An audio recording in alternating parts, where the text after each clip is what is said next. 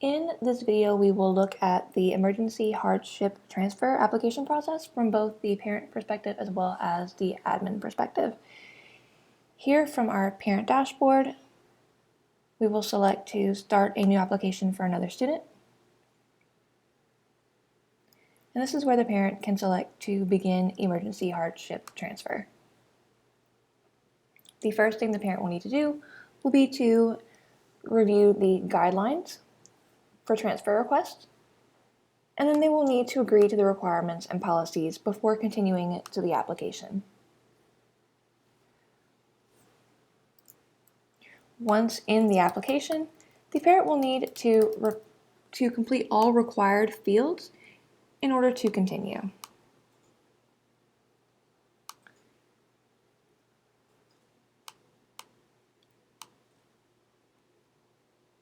As we move through the applications,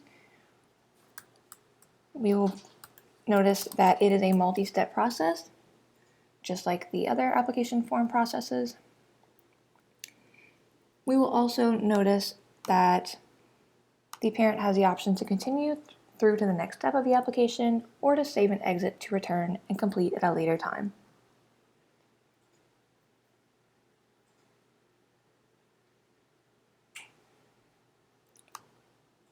Next, the parent will need to complete the guardian information.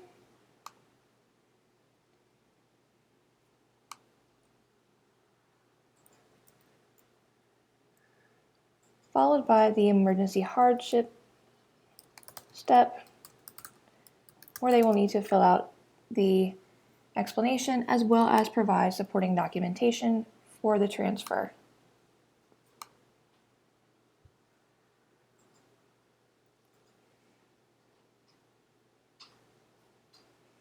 Here in the school selection step, the parent has the opportunity to choose which programs the student would like to attend, and we continue to the next step.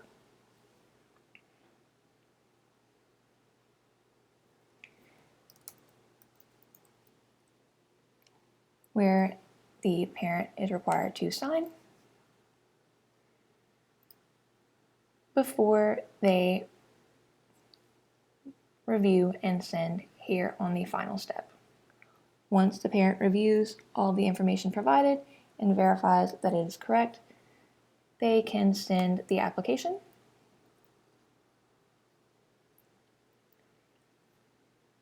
And here on the complete screen, they also have the option to print the page for their records. Now that this application has been submitted, we'll take a look at the admin side.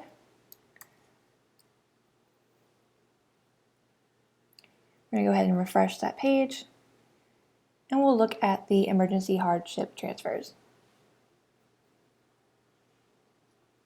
We can see here the application for Jill is in orange, which would indicate that it is in the default status for submitted applications, which is in processing.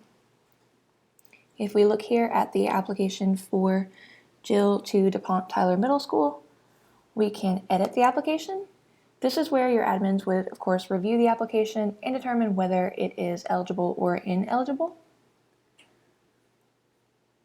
In this example, we will go ahead and mark this application as ineligible here under the application status area.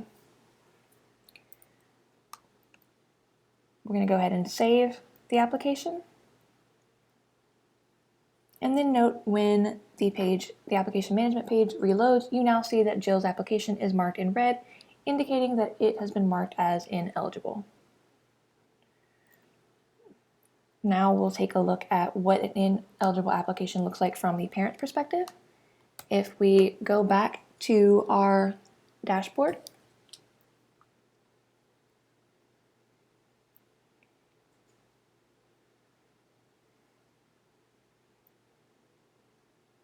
we can take a look at Jill.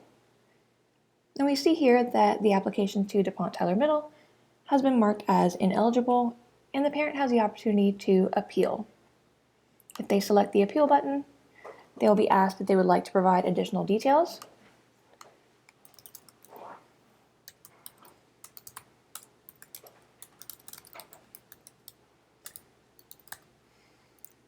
and they would be asked if they would like to provide any additional documentation and sign before they submit the appeal.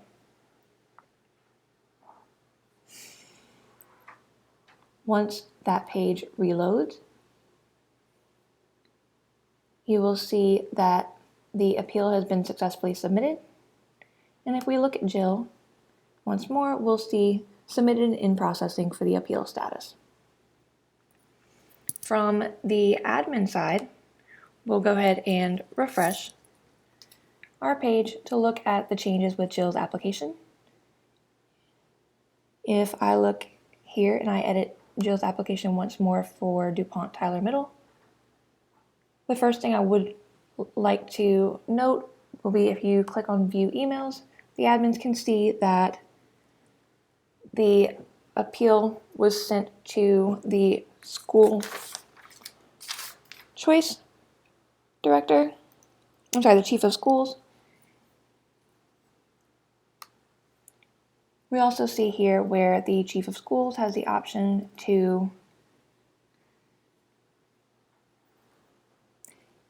input their decision.